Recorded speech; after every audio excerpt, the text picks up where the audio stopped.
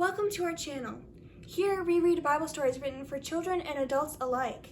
Our verse today is James 1:22. But be ye doers of the word, and not hearers only.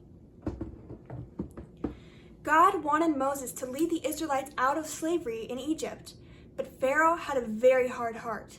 He didn't want to let his slaves go. Our story today is entitled, God Sends the Plagues Upon Egypt. The next morning, God sent Moses and Aaron down to the river Nile. Again, they must tell Pharaoh that the Lord God of the Israelite people had sent them to ask him to free God's people so that they could worship him in the wilderness. This time, though, they must add a special warning. By the stretching out by Aaron of Moses' stick over the water in the river and in the ponds and in the pools and in the jars and pots throughout Egypt, all the water in them would be turned to blood. When Aaron stretched out Moses' stick, that is exactly what happened, and even the fish in the river died, and all the water stank. Such an evil man was Pharaoh, though, that even then he would not listen. A week later, God sent his servants to Pharaoh once more. This time, they must ask again for the Israelites to be freed. Otherwise, God would send the plague of frogs upon the land. Pharaoh refused once more, and again Moses' stick was stretched out, till the land became a hopping, squirming mass of frogs. This time, Pharaoh seemed afraid, and begged Moses to have the plague taken away. If this was done, he would certainly let the Israelites go. So Moses prayed to God to take away the frogs. But on the next day, he changed his mind again. Once more, God had to deal with him. This time Aaron stretched out the stick and hit the dust on the ground, and out of that dust came horrible lice to plague men and animals. The next plague was a plague of flies on all the land except Goshen, where the Israelites lived, to show that God was taking care of his people. This time Pharaoh said, "Go and sacrifice to your God, but do not leave the land." Moses explained that this could not be done. So in the end, Pharaoh gave his consent for them to travel a 3 days' journey into the wilderness. By the next morning, in answer to Moses' prayers, God had taken away the flies. Once more, though, Pharaoh refused to keep his promise. Again, Moses and Aaron went in to Pharaoh with a terrible warning.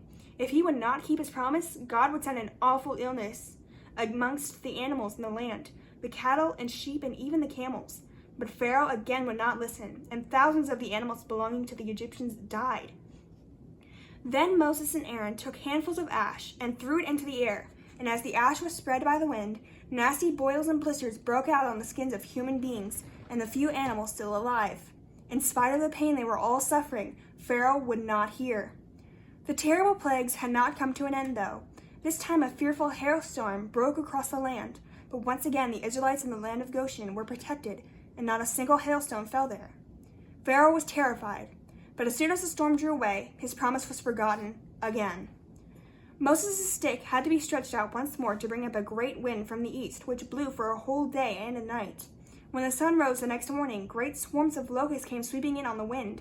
There were so many of them that they stripped off every green leaf still left on the bushes and trees after the great hail. Pharaoh hurriedly called Moses and Aaron and asked them to pray for him. But as usual, he forgot all about his promises to the people of Israel when God gave a west wind to sweep away the locusts again.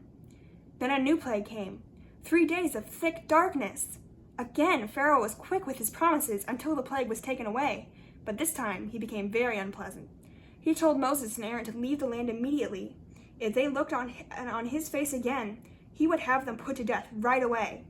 And Moses answered, "You have spoken the truth. I will not see you nor plead with you again." Then he went to the Israelites and told them to make ready to depart.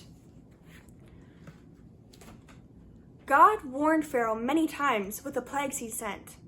God warns us through his word, sometimes in Sunday school or church. When God instructs us in his word, listen and obey. As our verse says, James 1:22, "But be ye doers of the word, and not hearers only." When you hear children obey your parents, what is your response? A verse says, "Or let every man be swift to hear, slow to speak, and slow to wrath. Or be angry and sin not." The Bible is our instruction book on how to live.